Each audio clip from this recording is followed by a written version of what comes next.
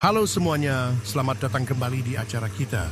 Hari ini aku ditemani oleh Robin, dan jujur saja aku sudah tidak sabar ingin membahas topik yang satu ini. Bagaimana kabarmu hari ini, Robin? Kabar baik, Sam. Aku juga bersemangat sekali. Sepertinya hari ini kita akan membicarakan sesuatu yang sedikit lebih mendalam dari biasanya, ya? Benar sekali. Tadi pagi aku sempat merenung. Sebenarnya apa sih yang paling berharga dalam hidup kita ini? Robin, menurutmu sendiri, apa hal yang nilainya paling tinggi? Tanpa ragu, aku akan bilang waktu, Sam. Waktu adalah satu-satunya aset yang tidak bisa kita tambah, tidak peduli seberapa kaya atau berkuasanya seseorang. Waktu ya, tapi bukannya banyak orang bilang kalau uang itu segalanya? Kita butuh uang untuk makan, untuk tinggal, bahkan untuk hiburan. Memang betul, Sam. Tapi coba pikirkan, uang yang hilang bisa kita cari lagi lewat kerja keras. Barang yang rusak atau hilang bisa kita beli yang baru. Oh, aku mulai paham arah bicaramu.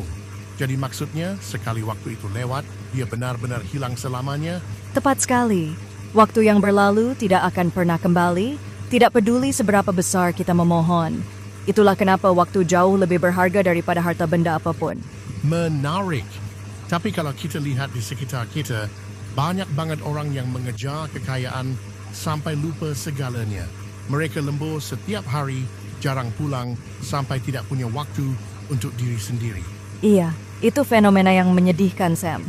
Banyak orang mengejar angka di rekening sampai lupa menikmati hidupnya sendiri. Padahal, untuk apa semua itu kalau kita tidak punya waktu untuk merasakannya? Mungkin karena mereka pikir kalau sudah kaya nanti, baru mereka akan bahagia. Jadi mereka menunda kebahagiaan itu demi tujuan akhir. Nah, itu dia jebakannya. Sebagian besar orang mengira kebahagiaan itu ada di garis finish. Padahal kebahagiaan yang sebenarnya sering kali ada dalam perjalanan yang sedang kita jalani saat ini. Wah, itu dalam banget, Robin. Jadi kalau kita cuma fokus ke tujuan, kita bakal melewatkan momen-momen kecil yang sebenarnya bikin hidup ini indah. Betul, Sam. Bayangkan kamu sedang mendaki gunung. Kalau kamu cuma fokus sampai ke puncak, kamu tidak akan sempat melihat bunga-bunga cantik atau pemandangan di sepanjang jalan. Jadi kalau gitu, Robin, menurutmu sukses itu sebenarnya apa? Apakah sukses itu berarti punya rumah mewah dan mobil banyak? Bagi banyak orang mungkin iya. Tapi menurutku, sukses bukan hanya soal banyaknya harta. Sukses yang sejati adalah ketika hati kita tetap tenang, baik saat kita punya sedikit maupun banyak. Ketenangan dikit hati itu terdengar jauh lebih sulit dicapai daripada mencari uang, ya? Jauh lebih sulit, Sam. Mengendalikan diri sendiri itu tantangan terbesar. Orang yang mampu mengendalikan dirinya sebenarnya lebih kuat daripada orang yang mampu mengendalikan ribuan orang lain. Aku setuju. Seringkali kita merasa sudah sukses, tapi pikiran kita masih berisik dan tidak tenang. Tapi kenapa ya banyak orang sekarang ini mudah sekali merasa kecewa? Biasanya karena harapan kita seringkali jauh lebih besar daripada kenyataan yang ada. Kita punya gambaran ideal di kepala kita yang tidak selalu cocok dengan realita. Maksudmu kita terlalu berekspektasi tinggi pada hal-hal yang sebenarnya tidak bisa kita atur? Persis, kita bisa merencanakan banyak hal dengan sangat detail, Sam. Tapi kita harus sadar bahwa tidak semua hal berada dalam kendali kita. Lalu, bagaimana cara kita menghadapi kegagalan saat rencana itu berantakan? Pasti rasanya sakit sekali kalau apa yang kita harapkan tidak tercapai. Coba deh anggap kegagalan itu sebagai guru yang paling jujur. Kesuksesan memang membuat kita tersenyum dan merasa hebat, tapi kegagalanlah yang benar-benar membuat kita belajar. Guru yang jujur, aku suka istilah itu. Jadi kegagalan itu sebenarnya memberitahu kita apa yang salah dan apa yang perlu diperbaiki, ya? Benar, tanpa kegagalan kita tidak akan pernah bertumbuh secara mental. Kita akan terus berada di zona nyaman tanpa tahu batas kemampuan kita yang sebenarnya. Tapi jujur saja, Robin, kadang aku merasa tertinggal kalau melihat teman-teman seumuranku sudah mencapai banyak hal. Rasanya seperti aku ini lambat sekali. Sam, dengarkan ini baik-baik. Jangan pernah jadikan hidup orang lain sebagai ukuran hidupmu. Setiap orang itu punya garis waktu dan jalan hidup yang berbeda-beda. Iya sih, tapi tetap saja ada rasa iri atau cemas. Bagaimana caramu melihat perbedaan kecepatan dalam hidup ini? Aku selalu ingat analogi matahari dan bulan. Keduanya sama-sama bersinar terang dan indah, kan? Tapi mereka bersinar pada waktunya masing-masing. Matahari tidak iri pada bulan, begitupun sebaliknya. Wow, Itu analogi yang indah sekali. Jadi, aku tidak perlu merasa gagal hanya karena orang lain sedang bersinar di saat aku masih dalam kegelapan. Sama sekali tidak perlu. Hidup ini bukan perlombaan siapa yang paling cepat sampai ke garis finish. Ini tentang siapa yang tetap berjalan meskipun langkahnya lambat. Kadang aku merasa ingin menyerah karena progresku pelan banget. Tapi kata-katamu tadi bikin aku sadar kalau yang penting itu konsistensi. Betul.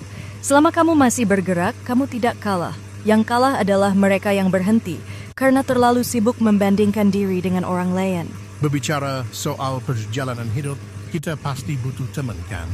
Menurutmu, bagaimana sih kriteria teman yang benar-benar sejati itu? Teman sejati itu bukan cuma yang ada saat kita sedang senang atau saat kita sedang di puncak. Itu mah banyak, Sam. Benar juga.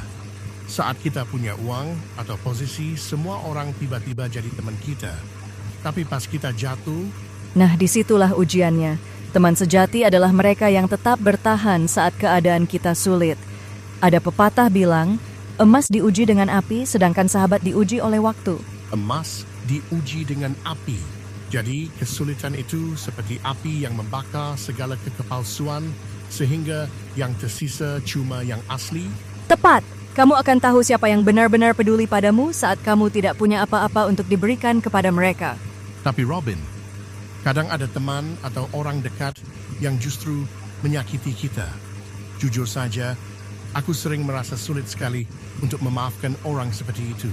Memaafkan itu memang berat, Sam.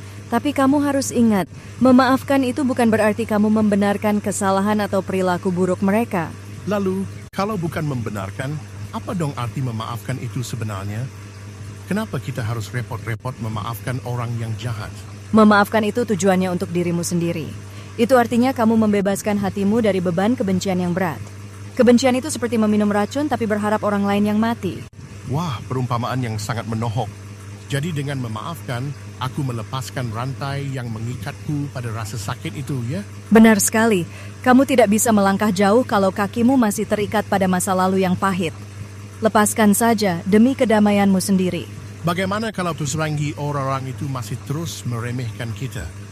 Rasanya ingin sekali membuktikan kalau mereka salah dan menunjukkan kalau kita bisa sukses. Saran terbaikku adalah diam dan terus berkembang. Kamu tidak perlu berteriak-teriak untuk membuktikan siapa dirimu. Tapi kan rasanya puas kalau bisa membalas omongan mereka dengan keberhasilan kita secara langsung. Pohon yang berbuah lebat tidak perlu sibuk mempromosikan dirinya, Sam. Orang-orang akan melihat hasilnya sendiri dan datang untuk menikmati buahnya. Jadi biarkan hasil yang bicara, ya.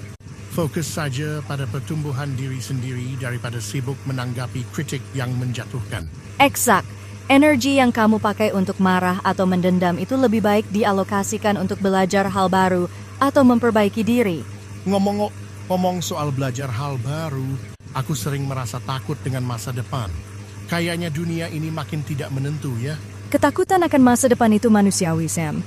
Tapi ingat, masa depan itu sebenarnya dibangun oleh apa yang kita lakukan hari ini, di detik ini. Tapi bagaimana kalau apa yang aku lakukan hari ini ternyata salah? Itu yang bikin aku cemas terus. Terlalu khawatir tentang besok hanya akan mencuri ketenangan yang seharusnya kamu miliki hari ini. Fokuslah melakukan yang terbaik sekarang, sisanya biarkan semesta yang bekerja. Fokus pada hari ini. Itu terdengar seperti prinsip orang bijaksana. Menurutmu, apa sih tanda utama kalau seseorang itu sudah mulai bijaksana? Salah satu tandanya adalah dia tidak merasa paling tahu. Orang yang bijaksana justru sadar bahwa semakin luas ilmunya, semakin banyak hal yang ternyata belum dia ketahui. Seperti filosofi padi, ya Robin. Semakin berisi, semakin menunduk. Tepat sekali. Orang yang sombong biasanya karena mereka baru tahu sedikit. Mereka merasa sudah menguasai dunia padahal mereka baru melihat satu sudut kecil saja. Aku jadi terpikir tentang kebahagiaan lagi. Kalau orang bijaksana itu rendah hati, apakah itu kunci kebahagiaan mereka? Bisa jadi, karena bagi mereka kebahagiaan itu bukan tentang memiliki semua yang diinginkan, tapi mensyukuri apa yang sudah ada di tangan sambil tetap berusaha. Mensyukuri apa yang sudah dimiliki. Kedengarannya sederhana, tapi praktiknya sulit sekali, apalagi di zaman media sosial ini. Memang sulit, apalagi kalau kita terus-menerus melihat keberhasilan orang lain di layar ponsel kita. Rasa iri itu bisa muncul kapan saja. Iya, benar banget. Rasanya seperti, kok dia bisa liburan ke sana? Atau kok dia bisa beli itu? Bagaimana cara meredam rasa iri itu? Coba ubah sudut pandangmu. Jadikan keberhasilan mereka sebagai inspirasi, bukan alasan untuk merasa kurang. Iri hati itu menguras energi, Sam. Menguras energi, maksudnya gimana, Robin? Saat kamu iri, pikiranmu fokus pada apa yang tidak kamu miliki. Tapi saat kamu terinspirasi, pikiranmu fokus pada bagaimana cara agar kamu juga bisa mencapainya. Wah, perbedaan yang sangat tipis tapi dampaknya besar ya. Inspirasi itu memberi semangat, sedangkan iri hati itu bikin kita layu. Betul sekali. Makanya ada nasihat bagus yang pernah ku dengar. Jadilah pribadi yang lebih baik dari dirimu yang kemarin, bukan lebih hebat dari orang lain. Itu keren banget. Jadi, kompetitor asliku sebenarnya adalah diriku sendiri di masa lalu, ya? Bukan si A atau si B. Eksak.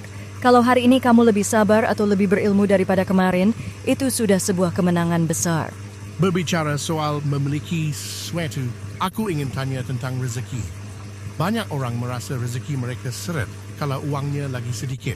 Itulah kesalahan persepsi yang umum. Rezeki itu bukan cuma soal uang atau angka-angka di buku tabungan kita, Sam. Lalu, apa saja yang termasuk rezeki menurut pandanganmu yang lebih luas? Kesehatan yang baik, keluarga yang harmonis, teman-teman yang tulus, bahkan pikiran yang tenang saat tidur di malam hari. Itu semua adalah rezeki yang tak ternilai harganya. Kadang kita lupa ya, kalau bisa bernapas dengan lega tanpa alat bantu, itu adalah rezeki besar. Kita terlalu fokus sama apa yang belum ada. Manusia memang cenderung begitu. Kita baru sadar berharganya kesehatan saat kita sakit. Kita baru sadar berharganya kedamaian saat kita dalam konflik. Setelah kita ngobrol sejauh ini, aku mulai merasa kalau hidup ini sebenarnya cukup sederhana ya, Robin. Hidup itu memang sederhana, Sam. Yang sering kali membuatnya terasa rumit adalah keinginan-keinginan kita yang tidak ada batasnya. Jadi kerumitan itu kita sendiri yang buat, karena kita mau ini, mau itu, dan tidak pernah merasa cukup. Bisa dibilang begitu. Kita sering mengejar hal-hal yang sebenarnya tidak kita butuhkan, hanya untuk mengesankan orang-orang yang bahkan tidak kita sukai. Aduh, itu menyindir banget, tapi benar adanya. Lalu, supaya hidup kita lebih bermakna dan tidak terjebak dalam kerumitan itu, apa yang harus kita lakukan? Ada 3 hal sederhana. Teruslah belajar setiap hari, berbuat baiklah tanpa menunggu balasan, dan berusahalah meninggalkan manfaat bagi orang lain. Meninggalkan manfaat. Jadi nilai seseorang itu bukan diukur dari apa yang dia kumpulkan untuk dirinya sendiri. Sama sekali bukan. Nilai aslimu diukur dari seberapa banyak manfaat yang kamu berikan kepada orang-orang di sekitarmu selama kamu hidup. Robin, terima kasih banyak untuk percakapan hari ini. Aku merasa pikiranku jadi jauh lebih jernih sekarang. Sama-sama, Sam. Ingatlah satu hal ini, hidup akan selalu menghadirkan ujian, tidak peduli seberapa baik kita merencanakannya. Ujian itu pasti ada ya, tapi selama kita punya persiapan mental, kita bisa melewatinya kan? Betul. Selama kita memiliki kesabaran, kejujuran, dan kemauan untuk terus belajar dari setiap kejadian, tidak ada perjalanan yang akan sia-sia. Jadi kalau boleh aku simpulkan, inti dari kehidupan kau ini adalah tentang pertumbuhan yang terus-menerus. Ya, benar sekali. Manusia yang hebat bukanlah mereka yang tidak pernah jatuh, melainkan mereka yang selalu punya kekuatan untuk bangkit setiap kali terjatuh. Bangkit lagi dan lagi. Itu butuh ketangguhan mental yang luar biasa. Dan pada akhirnya, keberhasilan terbesar kita adalah menjadi manusia yang bermanfaat, tetap rendah hati, dan tetap berbuat baik meskipun dunia mungkin tidak selalu baik kepada kita. Tetap baik meskipun dunia tidak baik. Itu tantangan terakhir yang sangat berat, tapi mulia sekali. Memang berat, tapi itulah yang membedakan orang yang sekadar hidup dengan orang yang benar-benar memaknai hidupnya. Wah, Robin, sepertinya kita sudah di penghujung obrolan. Banyak sekali pelajaran yang bisa diambil hari ini, mulai dari pentingnya waktu sampai cara memandang kegagalan. Aku senang bisa berbagi, Sam. Semoga apa yang kita bicarakan tadi bisa jadi bahan renungan buat teman-teman pendengar juga di luar sana. Tentu saja. Kadang kita butuh berhenti sejenak dari kesibukan dunia, cuman buat menanyakan hal-hal mendasar seperti ini pada diri sendiri. Benar, refleksi diri itu seperti kompas. Dia membantu kita memastikan kalau kita masih berjalan ke arah yang benar, bukan cuma asal lari. Setuju banget. Baiklah, teman-teman pendengar, terima kasih sudah mendengarkan obrolan kami hari ini. Jangan lupa untuk menghargai waktu kalian. Dan jangan lupa untuk selalu bersyukur atas hal-hal kecil. Sampai jumpa di episode berikutnya. Sampai jumpa semuanya. Tetaplah bertumbuh dan tetaplah menjadi orang baik. Sam.